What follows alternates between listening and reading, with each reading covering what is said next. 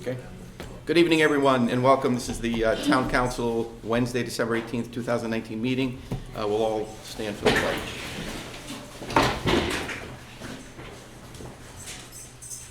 Pledge allegiance to the flag of the United States of America and to the republic for which it stands, one nation, under God, indivisible, with liberty and justice for all.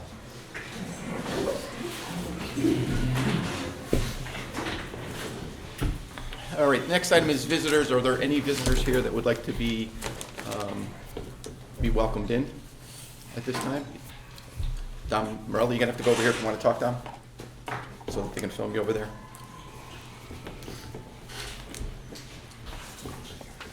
First of all, I want to say good evening and congratulations to each and every one of you. It's my hope that this council will continue sending a representative to all board meetings. With our new form of government here, I'd like to see our various boards and the town council working together to improve our town government. It's very important to stress that we need people to go to these board meetings. They are not seeing what we're trying to do, and then they'll be the first ones to complain, but I thank you. Thank you, Dom. Anybody else? Okay, item number 3, is there a motion to approve the minutes from the December 4th, 2019 and December 11th, 2019 meeting? So moved. A second? Any discussion? All in favor? Aye. Opposed? Abstained? Okay, item number 4 is appointments. So, I guess we can just start. This is becoming, I guess we talked about this a little at, the first meeting about the process of how we're going to try to go about this. And it's definitely a process in work. Some of the things that have gone on recently with some of the appointments, getting letters and having letters come our way from the appointees and or their parties is kind of stacking up. Mary's using a lot of paper because we're getting all of these appointment letters, which my feeling at the beginning was that we want to be able to vet these people and know who they are so that when they're sitting on these boards and commissions that, you know, they're bringing something to the table and they're not just being there to fill a seat. So we're going to kind of continue to, I think, talk about that process because we do have to come up with a policy on how to do it. But I think we still need to kind of talk through all that and see how we should come up with a policy on that. Because it is becoming difficult. Mary's getting bombarded with all these appointments and then, you know, trying to get the word out to the parties to make sure that the individuals that are going on these boards or commissions show up to these meetings so at least we can meet them as a council. If we have any questions for them that, you know, we can ask them at that time. So we have to do a little better job, I think, is just coming up with a plan on how we're going to do that. I think a lot of it will revolve around getting the parties together as well, you know, Democrats, Republicans, the Green Party, and just kind of getting all their ideas as well as what we can do so that we can do this better. So at this point we have we have Jerome Warner, Republican for the Shellfish Commission for a term until 6/30/2021. Michael Florio, a Republican Inland Wetlands Commission for a term of 6/30/22. Bob Werner, Republican Economic Development Commission for a term until 6/30/2020. Joe Campano, Green Party Water Pollution Control Commission for a term until 6/30/2020.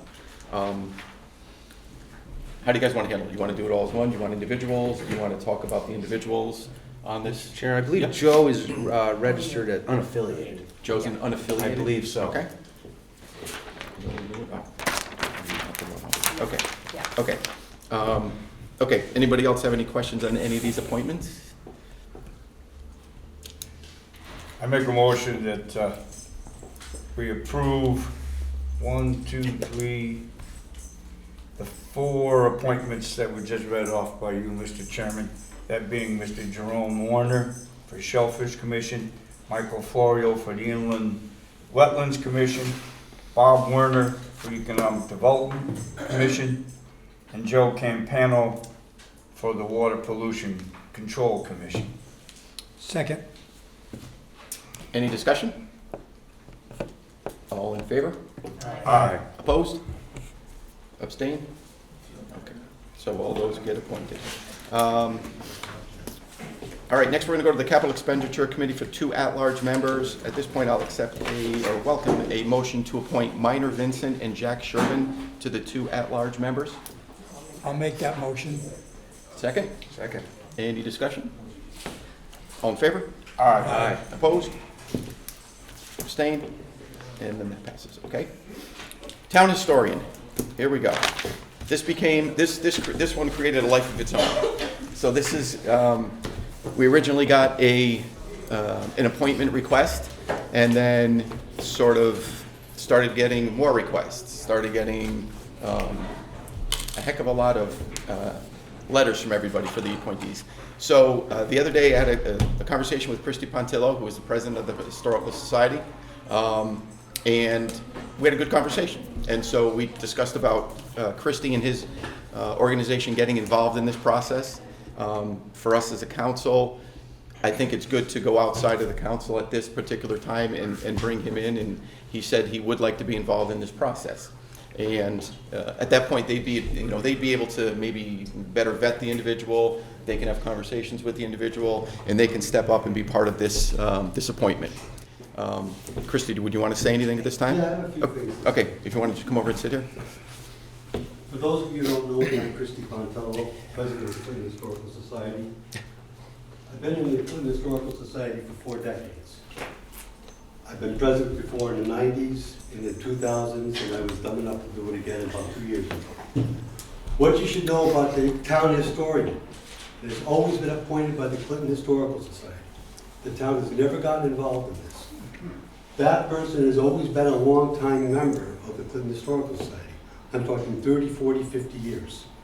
And 2 names I'll throw out to you, Doris Kelsey and Ernie Burden. Long-time people who have a vast knowledge of the history of town, have been here forever, and are well-respected in town. So what I'm saying is, not only should you table this and let us help you with it, it should fall back to us as it always has been. And I will also say this, we have not always had a town historian. In other words, if a town historian becomes unavailable, we don't go out and elect a new one. And usually that town historian is in a emeritus position. They rise to the top. And they're just generally known to be the person with the most knowledge of the history. But I'll say one more thing. I believe we don't need a town historian. We have a very vibrant historical society. We have a fully staffed board of 17 people. We do a lot in the community. We've developed the library that, when I was president in 1999, had one small room that shared the toys and some books. We now have a large building in the back of our property that's our library. If you need an answer to a question, you come to us any Wednesday morning between 9 and 12. We have a full staff. Charlotte Neely will get you anything you want. We have people from out of state, from out of the country who have contacted us, asked us for information about family members. People from England have come. Charlotte gets all the information, the staff helps her, we lay it out, we make an appointment. I've been in the day after Thanksgiving and on Saturdays to go through documents and make copies for free for them. So where this whole town historian thing came out of here, I don't know, but we got it covered. If you need information, come to us. But I will say this, a year ago, I started opening up the museum room, fully staffed, every Thursday night from 5 to 7. A lot of the history is there. This building opened up in 1938. That room was created for the Historical Society. And it's no coincidence that the date that the Historical Society came into being was 1938. This all works together. So I'd like it, A, to table it, but B, most importantly, it shouldn't be in your court. This falls in our court and we'll handle it.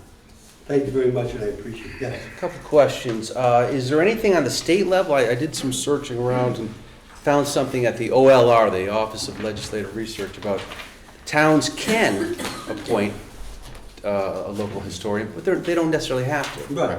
Is that how it currently stands? And secondly, That's what I know it to be. but there's nothing locally, there's no local There's nothing language. locally, no. And if we were to vote on this and after tabling it, what would be the role? Would it be a ceremonial type of It's position? always been a ceremonial role. It's somebody that people in town would just go to naturally and ask them questions. But a town historian is not gonna know the answer to every question.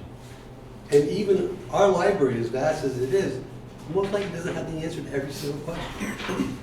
Because we get a lot of questions about certain properties in town, but we don't have a photograph or historical information on every single property in this town. We have a lot of them, but not every single one. So. Good. Other questions? Anybody else? Thank you, Christie. Thank you for your time. You got it.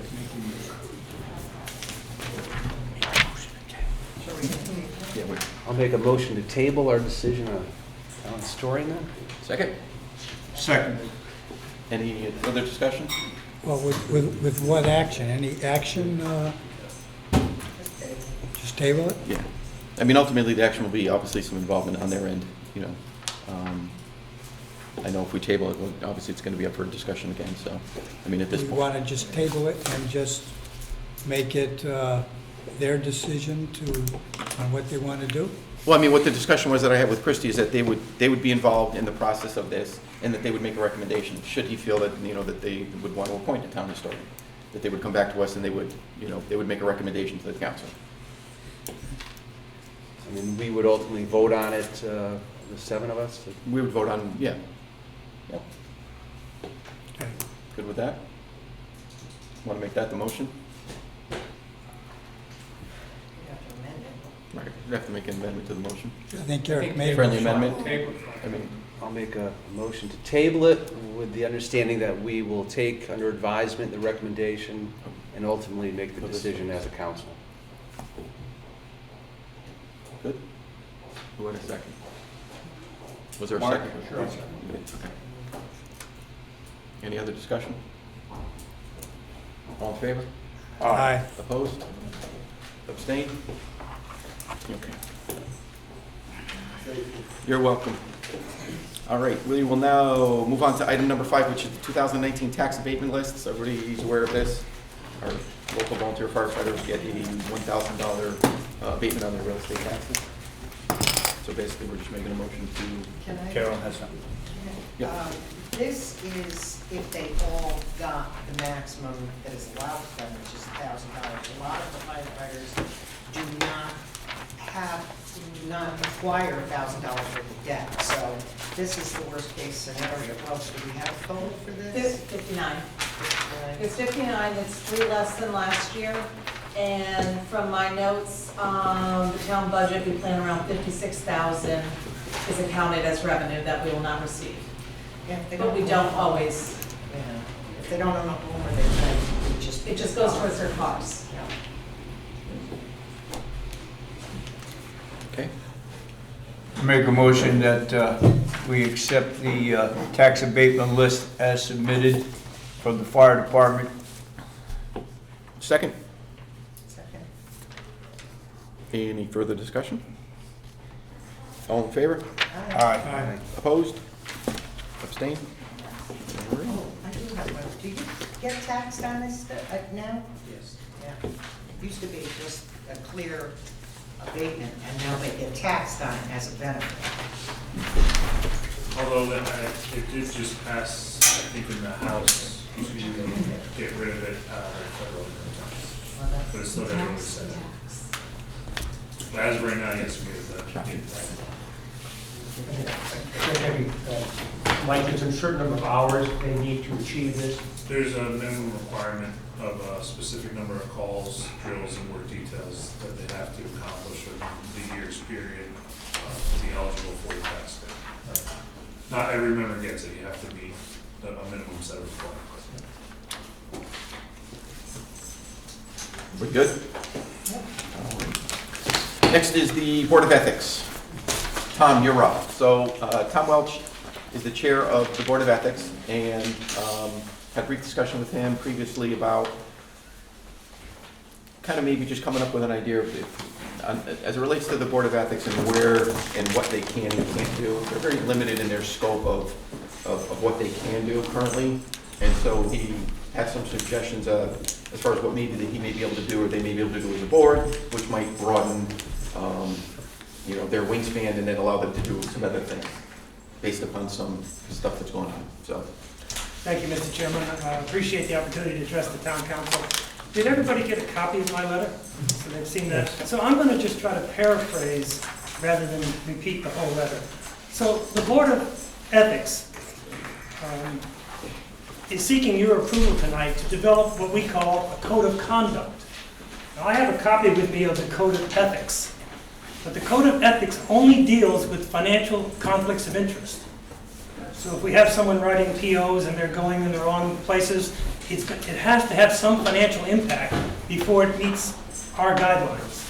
And what we've found in the past is we've had many complaints come to us that have nothing to do with financial conflicts of interest. Sometimes it's rude behavior, just unprofessional behavior, and the list goes on. But probably the most important thing we see come before us is the guidelines around recusal. We've had several cases where board members have been challenged by, say, someone coming in front of planning and zoning, and the resident challenges somebody sitting on the board and asks them to recuse themselves. They usually take a minute to think about it, and then they can answer, no, I've thought about it, I think I can remain fair and impartial, I'm going to remain seated. And that's where it ends. Well, what happens is when the resident loses his application or his petition, there's hard feelings. And sometimes they come to us and say, I only lost because so-and-so did not recuse themselves.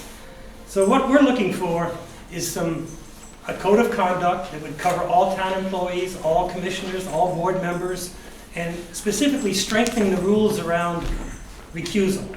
We'd like to have something stated to the effect that if there's the slightest doubt, you should recuse yourself.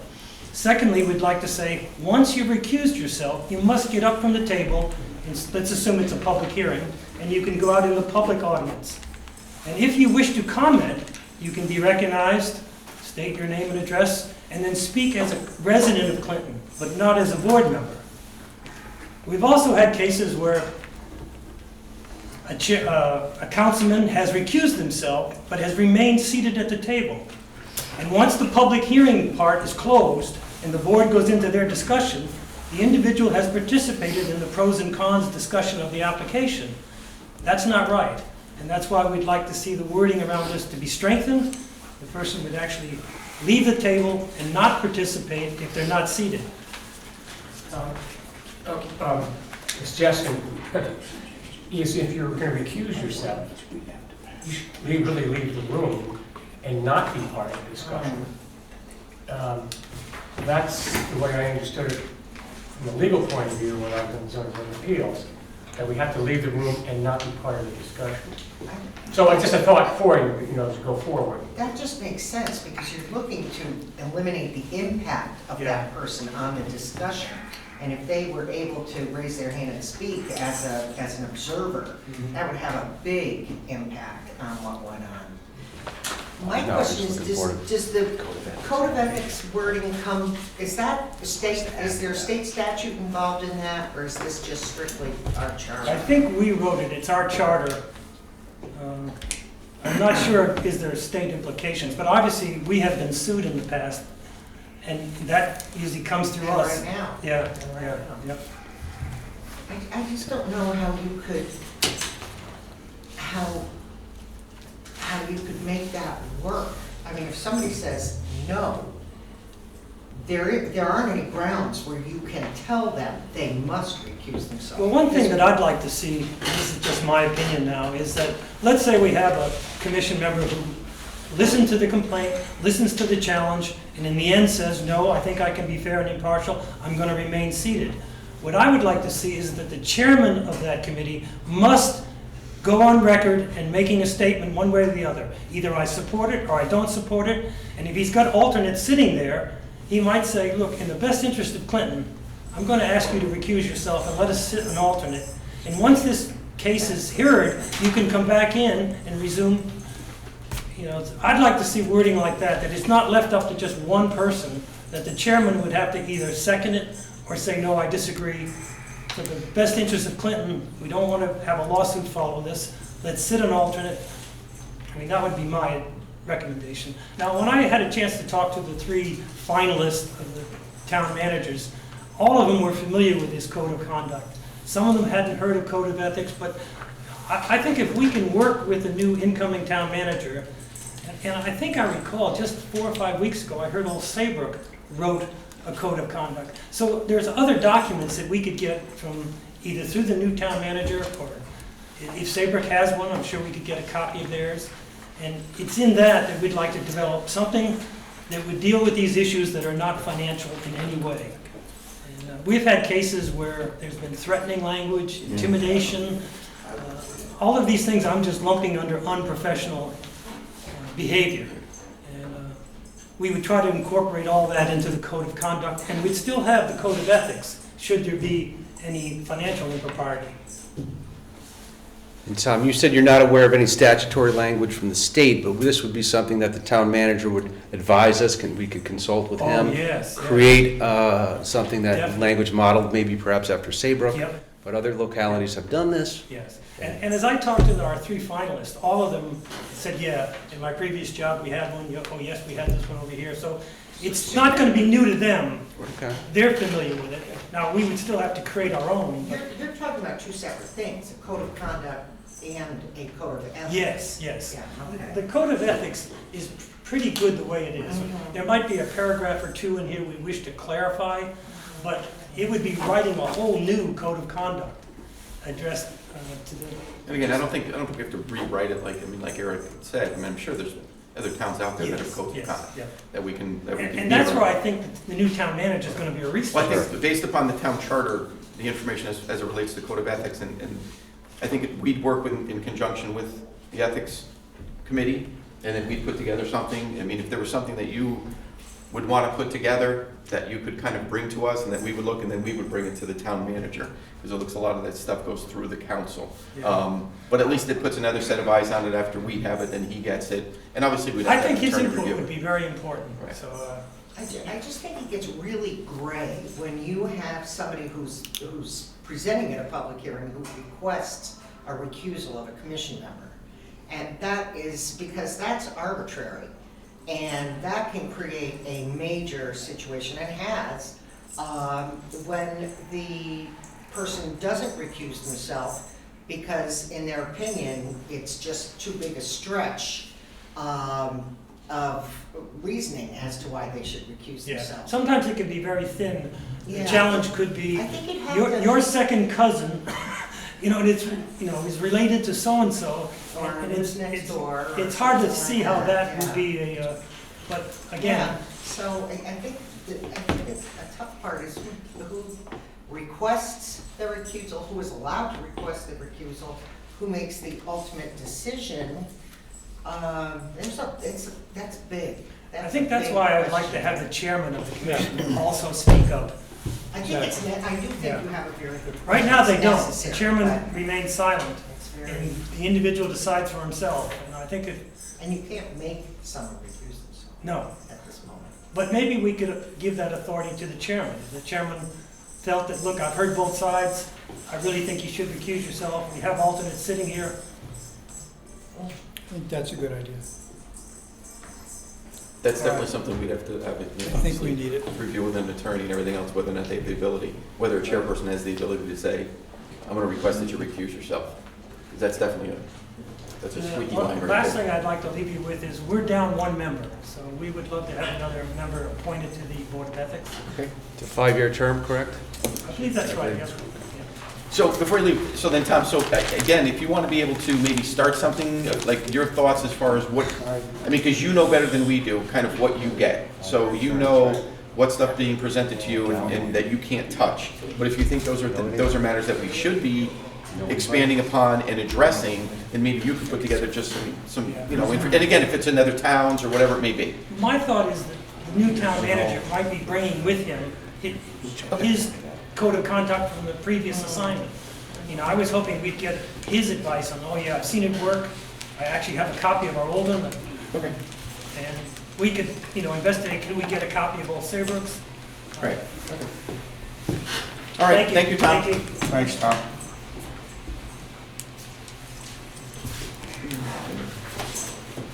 All right, we are now up to Board of Ethics. Number 7 is the project graduation funding. Okay, real quickly, so the town used to donate $1,500 every year to project graduation for their year-end event. The past couple years, I guess this was moved over to Human Services, and they were trying to pay that through a grant. I talked to Dave Malillo over at Human Services, and it did happen last year. I said, did you kind of make sure you could pay through the grant? And his answer was, yes, it seemed to be okay. He has a new grant this year so long and the short of it is, I want us to take that back on as a town, and then we will then make that $1,500 payment to project graduation. So basically looking for a motion for us to take that back on our side and go back to making that donation to project graduation. Yep. I'm sorry, just for clarity. Yep. Could you, part of the motion, would you authorize the town manager and the town finance director to expend the funds? Yep. From where they find them? Yep, okay. It could be from contingency, it could be somewhere, it could be a line item transfer, but if You'd you have to find. authorize Yep, okay, us to act, then we can just execute it. perfect, yep. So the motion then would be for us to accept the project graduation funding amount of $1,500 and allow the town manager and finance director to determine where that would come from. Second? Any further discussion? All in favor? Aye. Opposed? Abstained? I'll abstain. So, one abstention. Okay. And the next one is the Morgan High School yearbook, which is, I guess, the same. It's an ad that the Board of Selectmen took out? Is that what it used to be? And now they're looking for us to do the same thing as the town council? Correct. Okay, so basically the same thing that we've done in previous years. Yep. We've taken an ad out in the Morgan School. It's the Morgan High School yearbook. So the Board of Selectmen did it previous years. They would like us to do it again. We just have to obviously make the motion to approve it as the town council. How much is the cost? So $350? Yeah. Well, half page is $275, quarter page is $175. Oh, so we did We did the full page. we did the full page. We did right? full, $375. So it'll be $375. $375. So moved. Second, Second. any discussion? All in favor? Aye. Opposed? Abstained? Yep. All right, next up is the chairman's report. Nope, I'm sorry, finance director. Come on up, sir.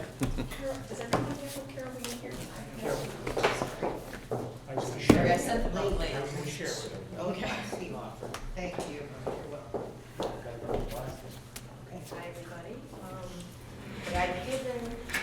I sent, you got an email from it, and then I also just handed out at the beginning of the meeting. It's our November reports, and this will get you familiar with them because this will also be the format you'll be seeing through the budget process.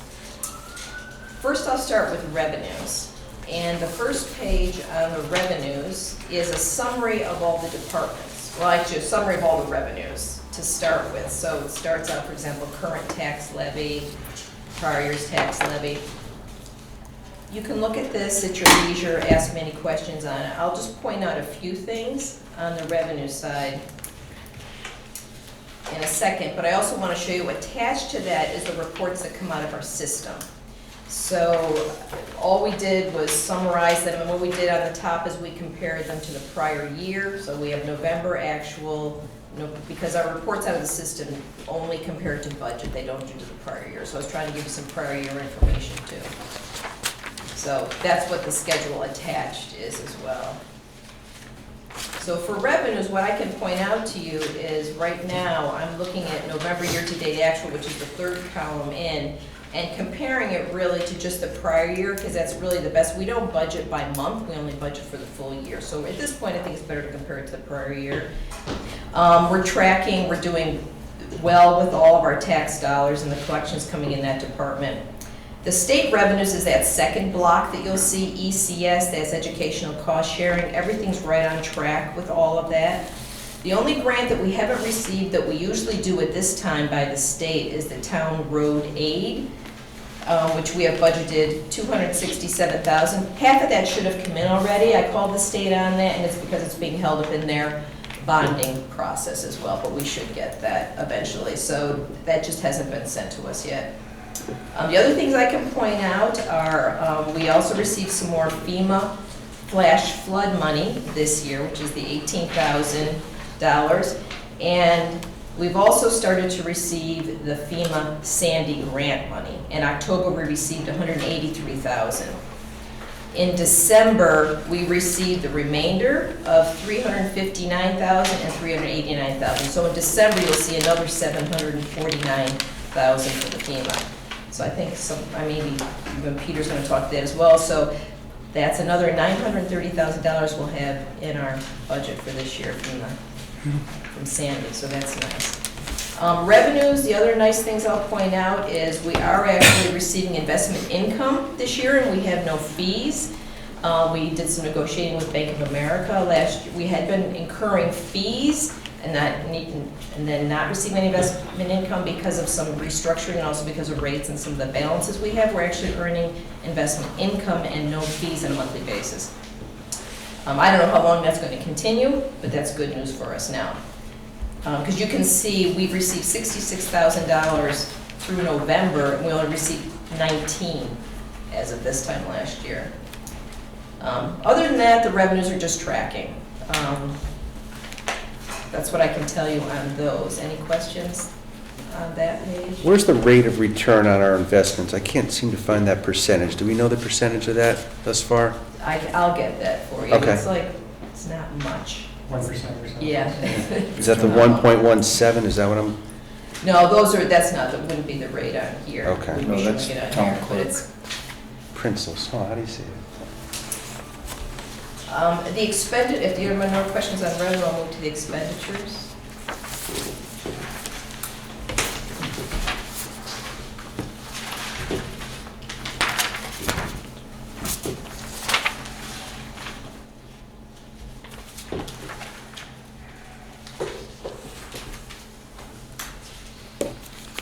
I would expect to start seeing some higher planning and zoning. They are starting to see more fees in that, but I know they're very busy in that department, so I'm sure we'll start seeing some higher than budgeted numbers in those areas as well.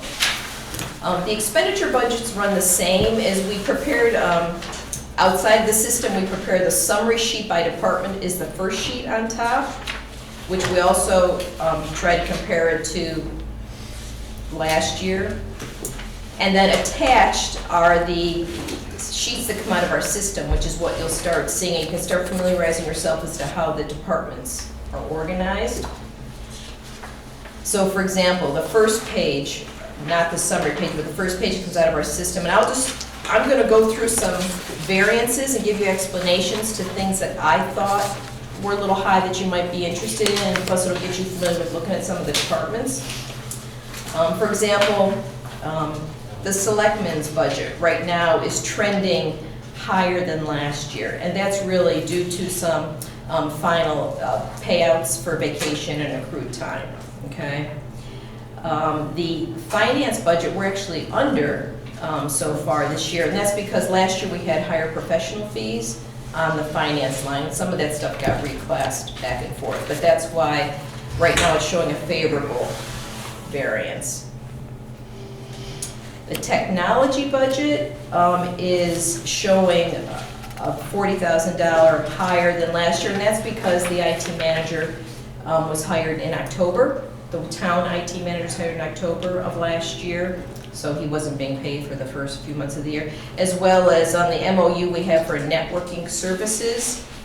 For the Board of Ed, we paid that earlier this year. Last year we paid it later, so that's in there too, so that's the reason for the increase of that. I think the other departments, as far as town clerk, planning and zoning, zoning board of appeals, probate, inland wetlands, harbor, they're all tracking right on trend, right in line with what last year's nominal increases, mostly for contractual increases for salaries. The next one that I see that was on the high side that I wanted to look into was the other general government, which is trending higher. And really, the reason for that is mainly, it's about $300,000. Do you understand that, Carol? Yeah. Do you have a question? Oh, the reason for that really is the $248,000 of transfer out of undesignated surplus that we made, which is a transfer out to a capital fund for the NRCS bridge project. Okay, for that FEMA, that we made the appropriation from undesignated surplus. That comes as a transfer out of the general fund into the capital fund, so they can start the work on that project. Is there reimbursement for that at some point? No, you won't get it this fiscal year. Not this fiscal year, but there is reimbursement. That's the big Down the bridge road. project. Theoretically. Peter, that was from what, NRC? Yes, What's that, 248.7? You guys, I don't know what the transfer is for. That's the setup, the NRCS, the, Yes. yes. Oh, the That's to repair NRCS, the, Yes. that's to repair the embankment behind Morgan. for the embankment behind the Morgan High School. Correct. That's for beyond the 40 feet, right? Beyond The remainder of the embankment? Yeah, the embankment goes really basically, if you go behind Morgan and you look at the bridge that was temporarily repaired, between there and then if you look where the water company put a bulkhead in to repair or replace the earthen dam that was washed out in the flood, is both sides of the embankment from that point to that point, and then there's also some work that has to be done on the rain garden that was washed out at the same time. Why did I think NRCS was almost like $600,000? Can't hear what you're saying. What? I can't hear you. Why did I think NRCS was giving us like $600,000 They are. towards this? But you have to start the project. All right, Yeah. okay. This is the one piece, and this was the one that was, this is what's, makes House familiar, this was approved at the July 24th meeting. Yeah. Yeah. Oh, so this is part of that 750,000 I'm that not, we I approved? wasn't, I've been out of that Dennis for a while, so I'd have to check with Yeah, I don't Todd and think so. John. on I don't that, think but so.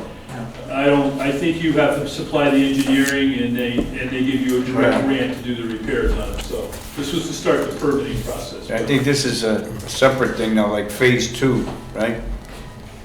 That 750 is already Yes. long 750 is gone. gone, no. That's gone. You're actually right on target for all the emergency repairs, that 750 will just work. Okay. So this is to really deal with the riverbank and to deal with the engineering, in order to be on a very tight timeline with the money from the federal government on the riverbank. It's a 220-day clock. It starts in theory when they approve it. Probably ran into is we got into a logjam with DEEP. For some reason, we wouldn't approve any engineering contract that was bid out in order to develop the concepts to take to DEEP for DEEP to approve. And DEEP wouldn't give us any idea of what they wouldn't approve anything without any concept. So my first 2 days as my interim town manager, we approved the contract to GM2, to come up with 3 alternatives to submit to DEEP to get the permits. So that's part of what that money is. Okay, thank you. Also within the general government line, that's a higher increase. It's because we have all the legal fees coming under general government, where before they were in other places, so that's an additional increase there. We also includes all the town's insurances, which went up this year by about $50,000, all the property, casualty, liability insurances, anything that's not employee related. And so that's the increases for the general government that I saw. The police is also trending higher. That's really mostly salaries. Compared to last year, it's $94,000 higher. $67,000 of that is because of salaries. And $21,000 is the recruitment cost settlement that we had to pay. And that was actually a transfer from contingency. But we put it into their department just because it comes out of contingency and it goes into the department it relates to. They are $67,000 over as of November. It's contractual. July, Probably August, because it's September, contractual. October, November. Does that look like it's Retro. going to continue at that pace? You're gonna have to talk to the chief. You're gonna have to, it includes the Oh, the police were settled. The police were settled. The police were settled. So if that's negotiated through contract, those numbers you would expect to be closer to zero than the 94,000. You said 67,000 of that being salaries. I'm just learning a little bit myself here, but would that have not been factored in? I'm just concerned about that high number. Yeah, I mean, I can get some more information on it for you and get back to you and see what else I can find out.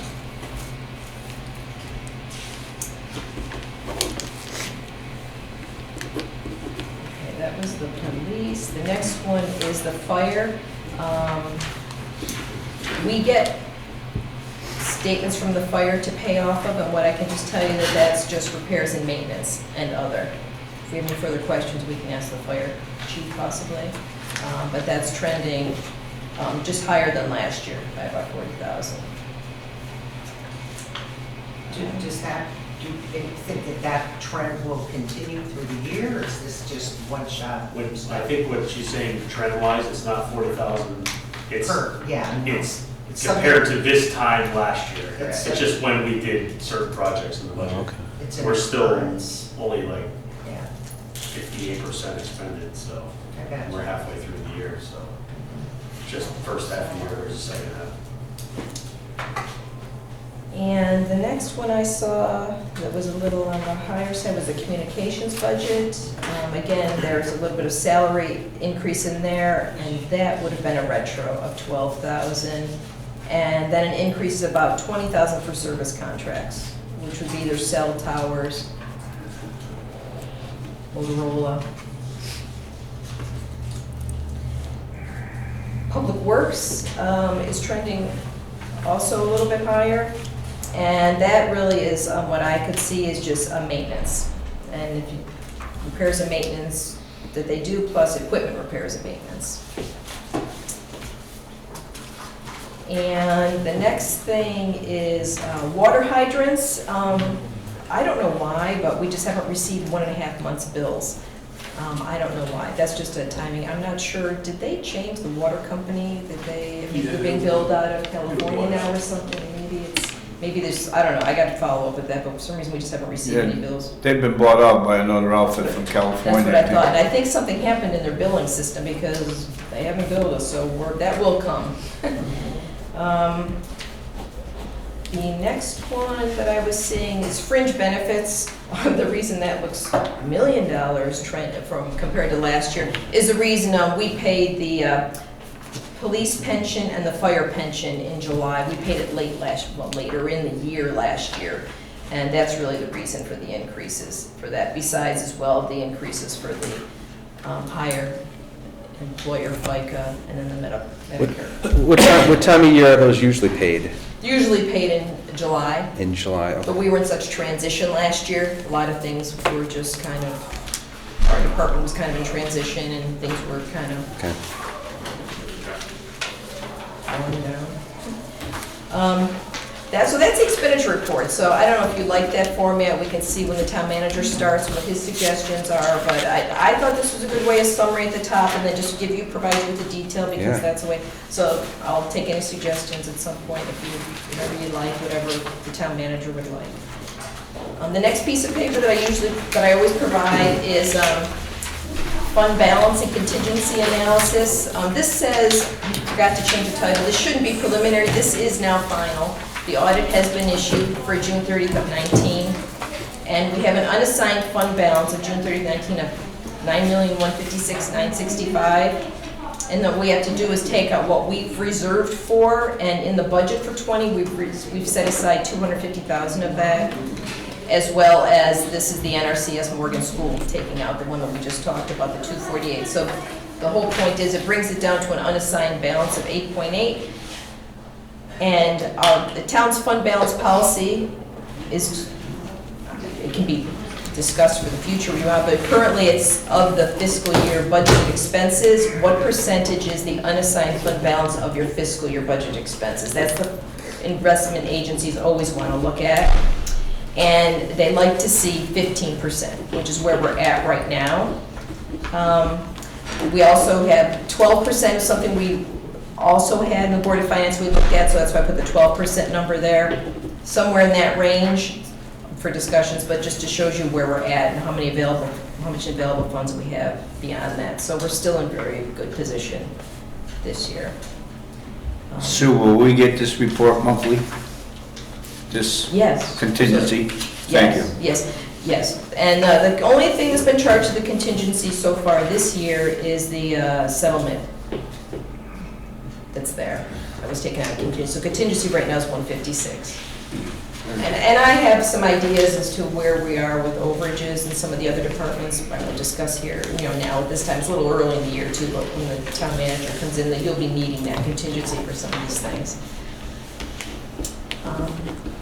I just got a couple other quick things. So we talked about the FEMA receipts that are coming in. We also did get some other money that we did receive is we got the Joel and Elliott roof reimbursements also came in, which that was another $300,000 that we just received. So that's nice because the roofs are completed. So this is reimbursing us for that. And that's not added yet to this No, it just came in undesignated? no. And the undesignated won't change until we close fiscal 20. Okay, that stays stagnant until the audit is closed for the next year. But these will be things that we know will be helping us. So we can always keep that in the back of our mind that we have these. Well, I remember when I was on the Board of Finance years ago, we used to sort of keep a running Your black thing book. from month to month, well, the black book, but, and we would know what we were taking out Yeah. of undesignated and Yeah. what was being put back in. Yeah. So we had an idea Yeah. during the course of the year. Exactly. The only thing I wanted to mention are some of the other things that we've got going on. We've got the bonding and note issuance coming up in February that we've been working on. Been working with Peter and Chris and also our consultant to put together what we think that we should be bonding, a piece of it, and then a piece of the notes, so that's going on. And the other thing we've got going on is department budgets are due on Friday. We've gotten from a lot of them, and we'll be getting a lot more. I know they're coming in this week. Capital is completed, that the departments put together, and now we're just waiting to do the department. So we'll start working right over the holidays, rolling into that, so. That's what I got. Any questions? Questions? Thank you, Sue. Thank you. You're very Thank you. welcome. All right, we're on to number 10, Chairman's reports. Real briefly, met with Carl and Peter on Monday, so kind of just, he came in and we just kind of went through everything, kind of picked Peter's brains and kind of just went through all the stuff that Peter's been working on as the interim and kind of gave him a list of the hot topic items. So he was here, took a ton of notes and, wants to kind of work through everything that we're going to be, that he'll be having to do once he gets here. I'm going to be meeting with him again tomorrow to discuss, and Hank Teskey, to discuss tax abatement for Union. Hank worked on it before with, I guess, when the Board of Selectmen were involved, I guess, in having some discussions with that. So I've already met with Hank myself, and we're going to have a meeting with Carl tomorrow afternoon to discuss that because Michael Massimino, the developer, has been calling, wanting to know what's going on because he does have some tenants that he wants to put in place, some more tenants, and he wants to know what kind of tax abatements he can get so that he can deal with his lease agreements because they're going to be triple net, so he has to kind of factor all that in. So he's very excited about what's going on. He's got a lot of people, a lot of activity going on there, so he wants to get some resolution to that. Chris, is there a state caps what we can do for tax abatements? It depends how you set it up. So the TIFs now you can set up a certain way, so those are kind of regulated. The one that was put in place by the prior Board of Selectmen was related to, they have a baseline and then what they would be taxed on over and above any improvements they did to the building. So those are kind of, there's certain things that are out there. That's why we're all going to sit down and talk to find out kind of the best way. So, again, if I understand what you're saying is that the baseline, Yep. whatever the value of the property is today, $1 million, let's say. Mhm. So that's their base. Mhm. So the improvements, they don't pay on that for a certain number of years or pay a percentage of that? How does that work? It's a percentage, it's a percentage Percentage. of the amount over that baseline Okay. on what they would pay. So that was the policy that was put in place by the prior Board of Selectmen. So that's kind of what they're working on that. There are other ways to do the tax abatements If you designate that area as a TIF, then it's different. So those are the things that we're gonna talk about. You know, because he has, you know, some plans of putting a lot of money into that building. So, you know, we wanna do the best we can to help him, but we also need to make sure we take care of ourselves. So. Mr. Chair, Hank and John Allen both, I guess, have been in touch with this organization I see you have here, Main Street, who I hear wonderful things about. Is this a relationship we may wish to seek them out for some advice, or? They have, yep. They have done that? Yep. And will the EDC be briefing us occasionally on what they're doing? I'd be very I've talked to John, and they're definitely gonna be involved. Excellent. So they'll be coming on, you know, I guess we have a meeting set up in January. They're gonna come in January, you're gonna talk for probably about half an hour. Good. On what they've been working on. So they've been doing a lot of good stuff. I went to their, they call it the Clinton Manufacturing Coalition. So we went to that, they had that last week. So I went to that and met some of the owners of the companies, the manufacturing companies here in town. And it was great. I mean, so they're really looking forward to kind of the stuff that they're doing with the EDC. So it's exciting that they know that we have a change as well, and they want to be involved in that change. You know, so it's important. They actually, one of their big things was that they never knew anybody.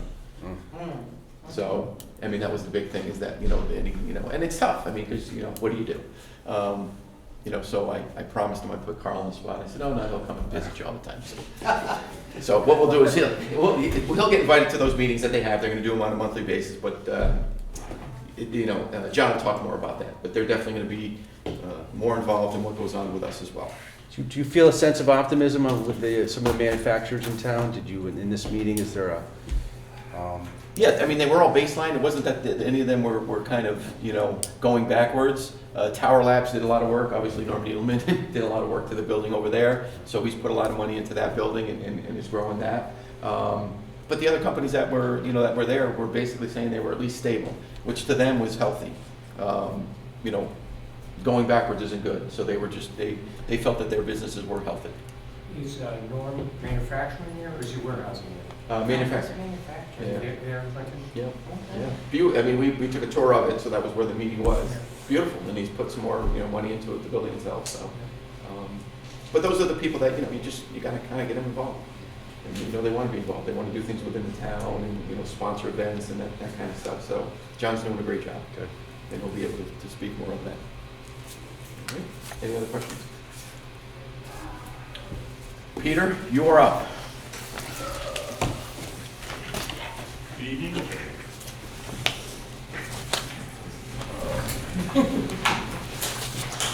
First on your list, and you should have the backup documentation for this, is the grant application seeking a motion to authorize the Department of Public Works and the Town Engineering Consultancy a grant for the Country Road Lane Culvert Project.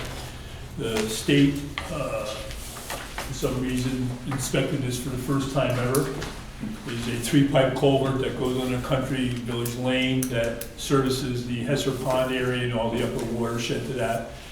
They determined that the culverts, they're old steel culverts, they're rotting, they're collapsing. So we had to put a 10-ton weight limit on the culvert itself.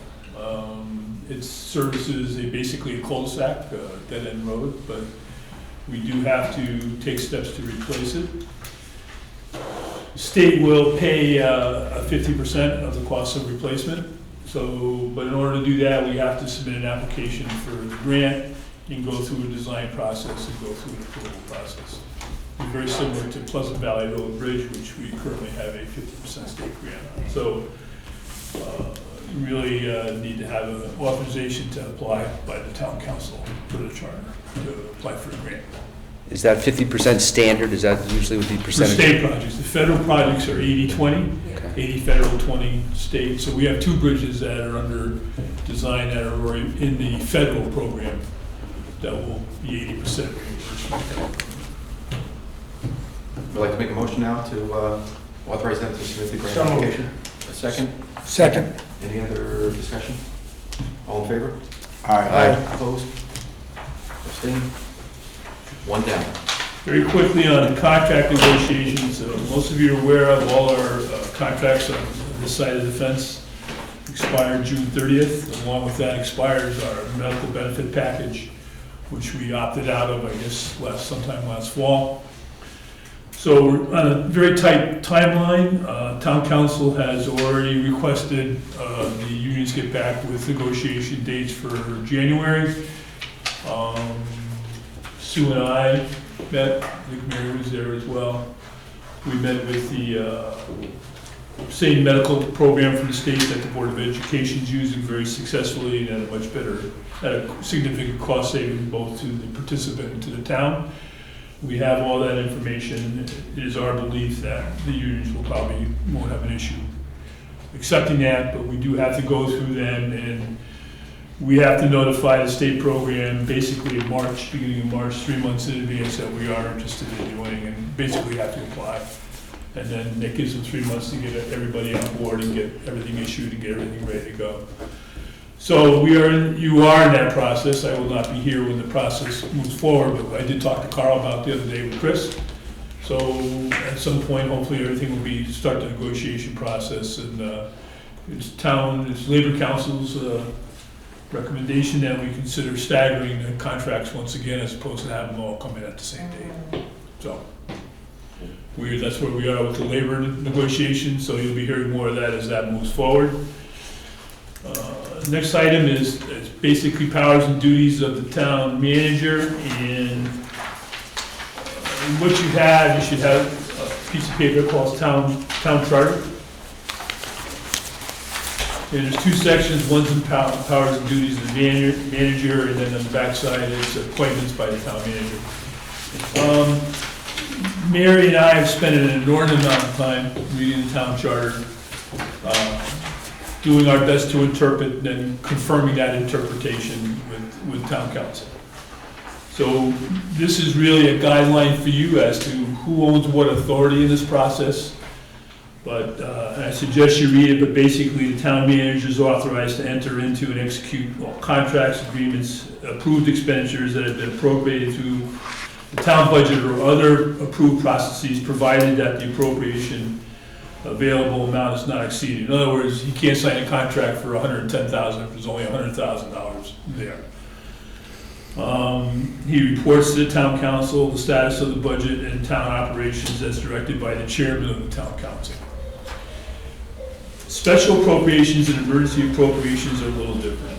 In order for him to enter into approved contract resulting from a special appropriation or emergency appropriation, all motions approving, which is what I asked you to do tonight, specific language authorizing the town manager to sign in or execute the approved service contract that's involved with that, which is made the appropriation. And that is also true for grants to accept and to distribute and to use as intended, and that's also for contracted services with facilities of the federal government or the state. And it also applies to leases for properties, and it applies to emergency appropriations. So basically, you're gonna make a $750,000 emergency appropriation. Part of that authorization is to authorize the town manager to act and to expend and sign contracts within that appropriation. As far as the appointments by the town manager, he appoints all officers and employees of the town except otherwise specifically provided for in the charter. The appointments by the town manager shall be confirmed by the majority of the town council. So there isn't actually an employee appointment in my report that's on the agenda tonight. When appropriate, the town manager will confer with the finance director to assure that the appropriate funding is in place prior to recommendations to the town council, and all recommended appointments shall be presented to and confirmed by a majority of the town. That's just a repeat, kind of number 1. So basically, this, with the paperwork I gave you the last time we had a meeting, is really kind of your Bible at this point in time. Like all documents, you know, you can read things 10 different ways and give it to 5 people and they have 14 different answers. So again, Mary and I have spent an inordinate amount of time on this, and we've spent an inordinate amount of time with town council to give you the best of what we believe how the charter is intended to work. So hopefully, you know, if you have any questions, you know, give it to Chris and we'll try to get them answered for you before your next meeting. The social media policy you brought up in the last council meeting, you have a draft in front of you. It's certainly something I talked to Carl about. We're gonna turn over to him for him to complete. Social media policy that you have currently in place really addresses the behavior of employees. It really doesn't address who owns the sites, how the sites are operated, and all the things that you legally have to do or should be doing to protect your sites. And it doesn't really talk about all sites are subject to FOI and records retention statutes. And all sites are supposed to have a disclaimer at the beginning of it, saying that what's acceptable, what's not acceptable to post on the site. So the town council has opportunity to do it a couple of different ways, which I think ultimately you'll have to figure out how to do it. Some towns have one town site, and all departments submit their information to go on that site, and it's approved by the town manager, and then the administrative assistant to the town manager has to post everything up on the site. Look at Mary's gonna kill me.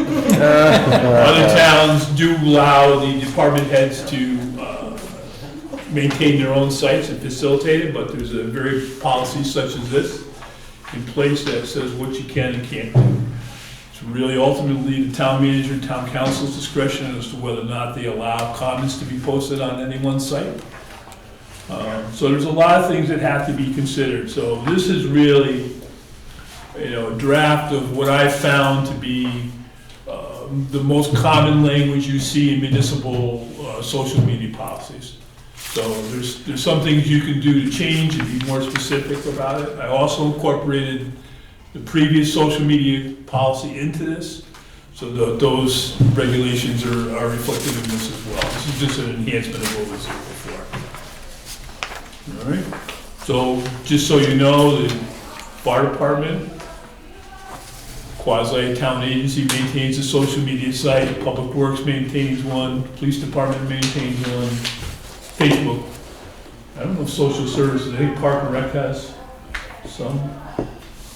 But those are the three major ones where they all announce emergencies and put out, relative information to storms and school closings and that type of stuff, so. Any questions about that? That's primarily Facebook and not Twitter or Instagram? Primarily Facebook, which seems to have the most commonality in terms of the number of people that look at these sites. You do not have a site at this point for the town in itself. So you really will need to set up a site. Again, I would leave it to Carl to come up with, you guys come up with the name and start processing that. So the former Clinton town site is within Christine's ownership, and it's up to her if she wishes to turn it over to the town, and she is, I believe, determined not to do that at this point in time. So the next site will be established as a town site owned by the town as opposed to a page off an individual's. Yes? So how does the policy impact the fact that she is? It doesn't. When I created the public works site. The site is called Town of Clinton. Well, but but you didn't have a policy in place at that point in time when it was established. And it's really a page off of her personal page. So no matter how you want to look at it, and she owns the page, and she's, it's her determination whether or not to give access to the town. We've asked, I'd be having the same conversation if she was here. We've asked, she has basically decided not to do that, so we have to reestablish the page. But the new page that established will be the town of Clinton's page. It won't be a page off of her page. When I did Public Works, it was built off my personal Facebook page. And then I turned it into a business page and gave it to Public Works, and they knocked me off the page. It's not that hard to do, but, for whatever reasons, Christine's decided not to. So I think we just need to move on at this point. I mean, I'll ask her one more time. So quick questions on the policy. Pardon me? If I have questions regarding the policy that I'm looking at here. I'm gonna ask you to go through your chair. Okay. And he may authorize you to do whatever, but I kind of find one way in and one way out is probably the best way to do it. Okay. So, if you email him and copy me, I think that's appropriate. Pete, why is it not funneled through clintonct.org? ClintonCT is a website, and it's not dynamic enough. Yeah. In other words, you can't, there's not enough room on the homepage to post that type of stuff, and there's nobody here to do it in the middle of the night. Whereas Facebook, the police chief posts it, the director of public works posts it, the assistant director of public works posts it, the fire department can do it in the middle of the night. We don't have that capability in the middle of the night for the town website. So we find the most dynamic way to get information out is really to go out through Facebook. And then you follow up with maybe more pertinent information on the website, but the website is not, it's only as good as the people who run it, and we just, we have a part-time webmaster who's not available 24/7. And people are much more in tune, and they get an alert when it's posted on the Facebook pages. You can get the same thing with the town website, but you have to have your email address in there, and, whereas Facebook is seems to be a quicker way to get out to the general public when there's an issue in town. Anybody else? Okay. A Public Works employee, Department of Public Works, and this is basically how it works. The department heads appropriately interview people so they best know their job requirements for the job at hand. In this case, the director, the assistant director of Public Works, and Art, member of the Public Works Commission, interviewed, I think, 4 applicants. Mary, how many applications did they get when they were done?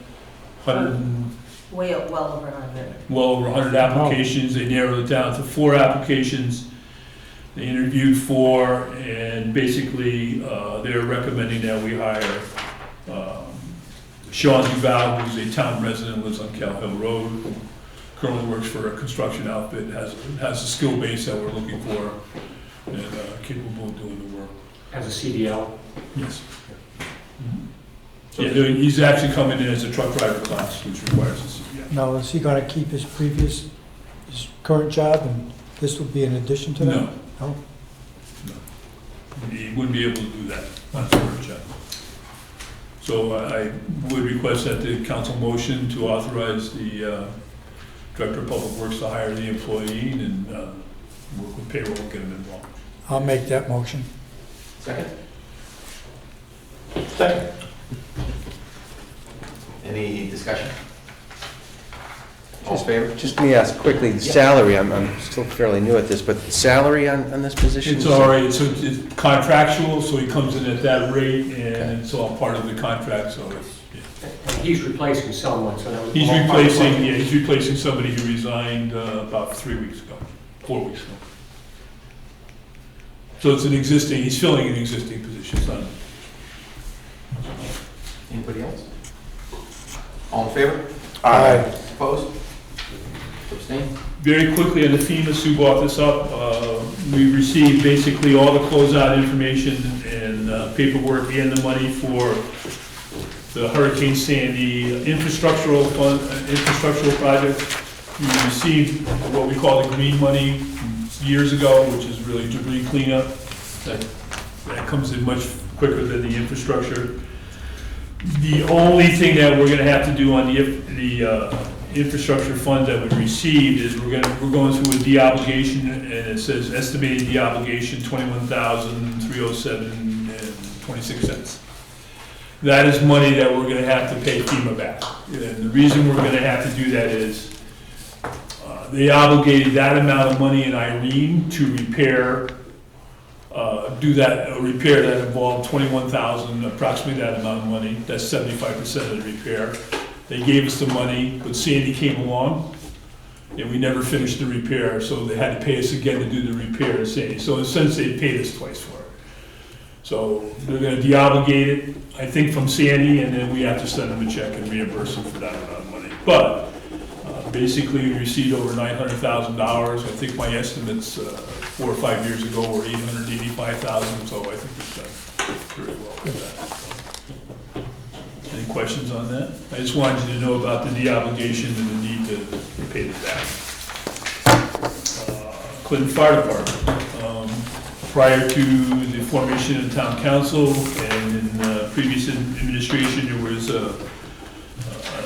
discussion regarding how to address the issues of space, and utilization of the current fire department property. So essentially, they're overcrowded and there are not a lot of options due to the size of the lot, but there are some options. But I think what they're requesting is that the town council appoint a committee to help the department go through a review of the property and to look at different, options for the property or options for the fire department to serve the town. So it'd probably be best if I turn it over to Mike or Brian, who are here, the chief and deputy chief, if that works for you guys. Yep. Come on, Brian. If you don't mind, I'm gonna sit. It's been a lot of the night standing, so. Yeah. Night or early morning? Both. So just because I know there's a lot of new faces involved in this specific topic, I'll just give you a brief synopsis. In 2015, the fire department approached the CEC committee to look at doing an addition to the current headquarters. In 2016, we were moved in 2016 to the bonding committee. At that point, it was requested for the fire department, if possible, to do a feasibility and cost assessment to add an addition to headquarters. At that point, the department hired DTC, which was the town's consultant engineers, and conducted that report. And in 2017, that was turned over to the bonding committee to be reviewed. In early 2019, late 2018, early 2019, the current, or at the time, the first select and asked us to do a feasibility study on whether it was the best and most fiscally responsible option to do an addition to headquarters, what timeline it would take, how long it would be effective, or is it a better option for the town to do some sort of land acquisition, build new, and do a swap of the land of the current location with the town to a new location. Basically, at that point, we decided we would start doing some of the preliminary work within our department of what our needs and wants are, and then wait till the changeover in the form of government and work with the town council to establish that committee. Presently, the committee at the fire department is past chief Jeff Hesser, past chief Bob Voss, and current member Jim Strong and myself. We'd at the very least like to add past chief and current interim town manager Peter Neff to the committee, and current chief Brian Manware as the department liaison and a member of the town council. And obviously, if the council decides anybody else they see fit to do that. At the end of the day, we want to make sure that if we're going to put, X millions of dollars into the headquarters downtown, that it's what's in the best interest of the town. And I've talked to I've talked to Michael about it as well, and I wanted him to make sure that the committee that he put together was a group from the fire department, so that they knew kind of, the nuts and bolts of it, what they need, what they don't need. And it would be easier for us then at that point maybe to just name a liaison from the council to work with them, attend the meetings, and then just get back to us with what they've discussed. So if everybody... Yeah, just I forgot to mention, we did make it to the last portion of bonding the last time. I think it was in 2017. Yes. Was the appropriation. At that point in time, with the DTC cost assessment, it was about 3.1 to 3.2 million to do the addition down there. So that's kind of where this arose, because you can almost build a fire department, a new firehouse for, I don't know how many more percentage, but they're between 9 and 11 million. How many square feet, Mike? The current or the addition? What's your addition, 3.2 million?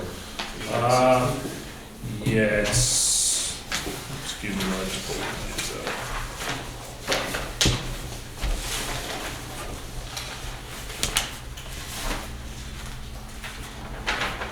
It would be 60 by 80, but it's 2 floors. 10,000 square feet. 10,000 square feet. 4,800 square feet. Yeah. I have a total cost estimate and breakdown that I can provide to the council. Yeah, that would be nice. It was all, the cost assessment, facilities study was done by DTC, so. Is that gonna be enough room for you? I mean, that's, I think what we want to determine with the committee is what's the lifespan, if we did this addition, how long would it facilitate the department and the growth of the town and the department? And is it fiscally responsible to do that, because it does give us enough time, or it does meet the current and future needs, or is it something we need to look more down the future? There are also some issues with the lot itself. It is basically partially in the floodplain, and with the new elevations provided by FEMA, it's now definitely in the floodplain portion of it, which may lead to some issues in trying to build on it and put an addition on it. The other issue is its location. It's in the worst part of town in the summer, and try to get apparatus in and out, and people in and out, and get, it's a volunteer situation, so you have to get drivers there to get equipment out, and it's just, virtually, how Main Street is in the middle of the summer. So, and then ultimately the town, whatever you're doing at this point in town, you have to look further down the road and figure out, is there a possibility you'll have paid people? And you gotta be able to have a facility that can support that, or you're gonna do something over here for $3 million, and you're gonna be, shooting yourself in the head, in the foot, because 10 years down the road, you gotta have paid people over 12 years down the road, or even 15 years down the road. So you have to be able to somehow, whatever you decide to do, have the ability to provide for that, for living quarters. So. Your Glenwood facility, could you expand that? The Glenwood Road? Glenwood Road's a 4-bay metal building that, basically holds the apparatus it has a small conference room, a small radio room, bathrooms, and a shower. Could you expand that? No, the footprint, that takes up the entire lot. We couldn't go any further. We would have built it a little bit bigger than if we could have. We looked at building out a little bit, but we had trouble getting I chaired the committee that built that. We actually had trouble getting a permit to build what we have there now. So. Both stations are at pretty much capacity as far as apparatus, equipment, and storage. So, I mean, we can add, if we were even able to add there, it wouldn't solve the issue that we have, which is the main headquarters, which is where we operate out of mainly, is at capacity. What is the apparatus you're talking about adding? We're not looking to add apparatus. Doesn't this say something about? Maybe base, it says apparatus bay space. Right now, depending on certain calls, we have to move it out of the way to get other pieces of equipment to get it out, which in an emergency situation isn't very conducive. And the other issue is you look at when the building was built, and you look at the size of the apparatus when the building was built, and you look at the size of the apparatus that you have now. It's, totally different, and every department runs into this, which is why you see a lot of, rebuilding of fire departments, because you just can't modify them enough to accept the size of the apparatus you're required to run. Just as far as the floodplain, we did have to evacuate fire headquarters during, I think it's Sandy's. Yeah. So we had to relocate all the fire trucks, all our personnel, and get whatever critical documents we could off the floor and get out of the building within about a half hour. So Bo won't change any of that? No. If you're out in the harbor and you're looking in, you could literally, it looks like the fire hall is almost, it's a little spooky. So a lot of these questions and answers, I think, are what we want to try and get this committee to answer, and then bring forth the options to the town council, and come up with what is the best solution, and here are the options that we should come up with. Do you foresee any really pronounced environmental concerns with this addition? Is there anything that stands out to you as? Not that we're aware of, but until you start digging in the dirt, it's hard to tell. You have to do test bits and flag. Yeah. Anyone else? This is strictly just to try and, Yep. not try, but to establish the committee and begin the process of doing the evaluation. You think maybe a year timeline for the committee to make some? I hope, because if it's something the town needs or wants to go forward with, I'd like to try and get it at least on the table for the next bond package, which would be, I think, 2 years from now. So at this point, we welcome the motion to set up that committee and list the members of the committee. Second? I can provide a written list if you want. I just need to know who from the town council you guys decided. Second. Yes. Any other discussion? All in favor? Aye. Opposed? Abstain? Here you go. Yeah, you submit from From the the council. town council care, would you like to be that liaison for that committee? Sure. Don't sound too excited. Yeah, don't really. Yeah, Come on, you had fun the last time. Yeah, I'll do it. I was thinking actually Eric. No, I think, no, you're the one, Let's you're not the one. fight, children, let's not Be fight. happy to. I would be happy. The second portion is the property on Norwood Drive. Just fill in that property, so you know what it is. The Knollwood Drive property is the old septic lagoons, which we finally successfully closed about a year and a half ago. So it is a town piece of property. It's down by the Boston, Stanley Boston's. It's actually in their plant facility. You have to go through their gates in order to get to it.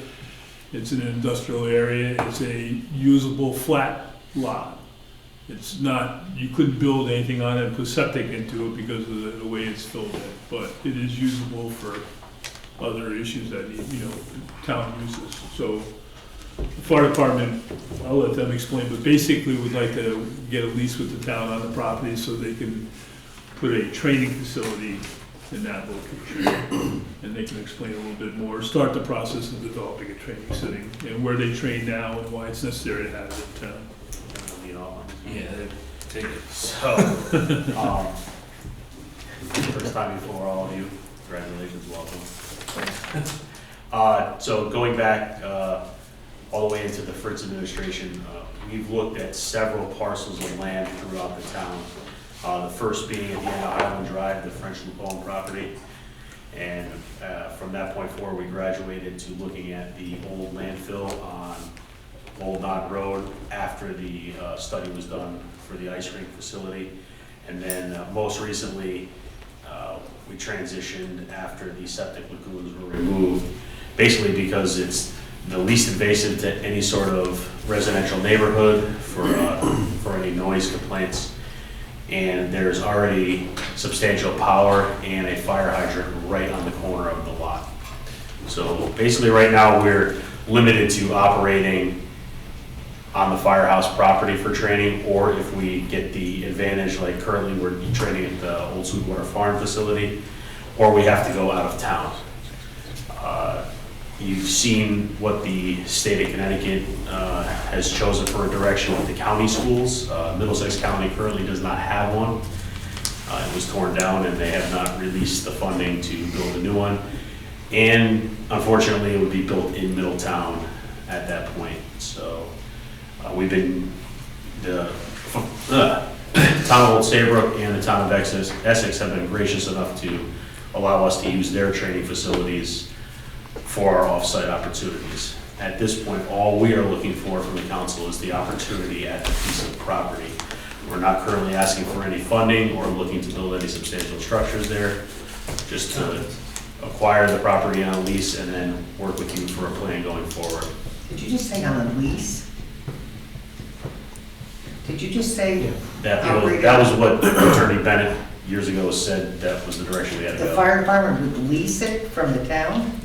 You lease it for. Or enter into an Oh, agreement. okay, I was gonna say. It should be a formalized lease so that there's no issue about ownership of it and who owns it, because they are a private corporation. The last time I drove by that property, there were about 5 feet of wood chips across Yeah. the whole thing. So what's your plan for making it usable for this activity?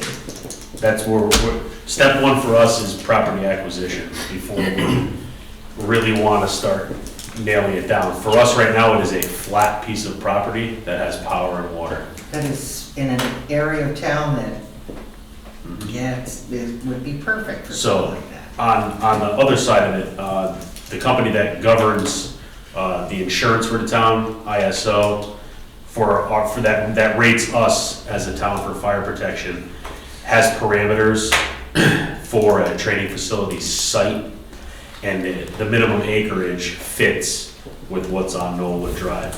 Basically, that's just another category of training that we would get additional points in if we have an actual training facility rather than just a parking lot.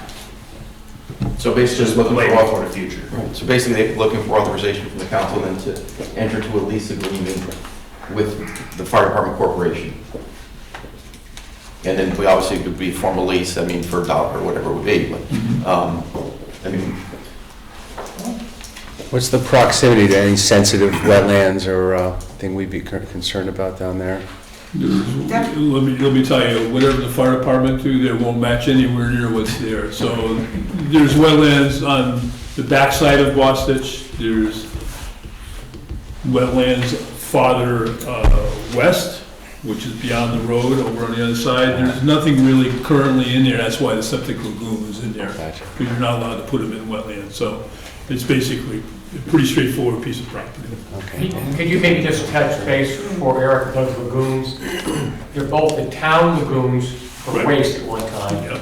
and Boston had lagoons up there. Those are separate. For yes, for your acid base. In the back of the building, yes, on the other side of the building. So the lagoons we're talking about are the town septic. The other ones were for spools, is that what? Yeah, the other ones were when Bostitch was pickling their wire and Right. doing all that type of work down there. And they had to clean up, sort of clean a couple of them, but there's still several of them back there that haven't been remediated as far as, from what I understand. So And they this, still testing wells down there. this won't have any effect on the Boston property at all? Okay. So would you be paving it, or what would you be doing? No, you don't. We haven't even crossed that Oh, line yet, okay. Carol. No, we were all done testing down there too. We've tested everything and we're clear, we have cleaned it all. I think it'd be wonderful use of the property. I mean, I know when Washington was actively getting rid of lagoons, Pete, you had mentioned at one time that people had asked you if it was going to be available for commercial development or subject. Did anything else, did anything ever come of that? Were there ever any official? No, I think part of the issue we had when we closed them was the original design by CDM called for 5 to 6 feet of fill on the lot above grade. And we eliminated all that by trucking, spending $60,000 and trucking the waste up to Hartford landfill on a permit, which, ultimately saved us about $130,000 on the closure. So we were allowed to bring it to grade at that point, and, it's available for, town use. I don't think it's something you'd sell personally. I don't think it, like I said, you'd struggle to get, even though it was a septic lagoon, you'd struggle. There were probably areas where you could get a septic system in, but it's not really conducive to, any type of development at this point in time. No firehouse there? I don't think the property. No, yeah, there's all kinds of regulations as to where they have to go, so that every residence within a 5 mile circle are. So that's the reason why the one up in 81, you see, that was donated as part of that development, never became a firehouse. 'Cause it really didn't serve, Too far. there was nobody up there at that point. None of that was developed up on the. So it is a town facility that Public Works took over a couple of years ago. It actually serves as a storage area for 3 different departments: Board of Ed, Fire, and Police. so at this point then, the motion would be then to authorize the town manager to engage in lease negotiations with the fire department for the lease of the property of Norwood Drive. So moved. Second? Very well. Any other discussions? Unless you guys have something, I'm all set. Or you ladies and gentlemen. Hang on, we gotta say yea or nay on that motion. Oh, I'm sorry. I'm a little ahead of you, Danny. That's okay. Where's the black? I know, you're Black tired. book. Black book's right here again. Right back down. Motion to adjourn? Thank you. Second. guys. Second. Appreciate it. All in favor? Discuss move this to 5:30. No, motion got, I think we got a motion to adjourn. There you go, Pete. We gotta talk to him, Eric. There you go, Pete.